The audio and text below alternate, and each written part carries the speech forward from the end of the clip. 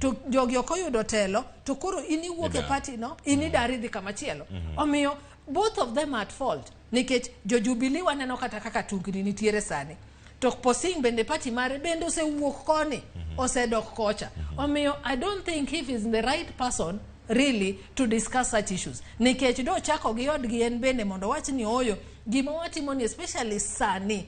gi weche mwadwaro discuss kaka Azimio mwaketo godo serikal tesre mwawacho ni oyo kok nyal timre kamae to kwane ka Kenya dibet maber ang'uma mono wabet piny mondo wa address the 10 issues majo Azimio no timre na dinokelo bende nitiere economic policies makata jo Azimio ni godo to address the economic issues mondo giwach niya ka poni posing ema dhi wachogi to kara ogior godo kata Otienda Molo kaka chea margi kochea margi mondo wach ni achea nikech jiteto kudhi wuoyo ni gine magi address the issues you're going to talk in unison mi wacho ni we have agreed as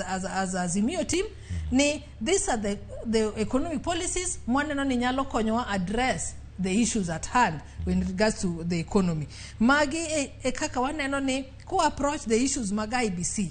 to nyalo konyo wa mbele kae mondo kik wabed ni ndalo kandalo waduogo chien kendo wayuak omiyo ananeno ni both parties onego just withdraw. I'm happy that Kenya Kwanza has done it onge gima mono Azimio golo posing to gi replace gi ngama chielo mondo talks gi odhi mbele erokamano ya mono twako dhi nyime daktari Mary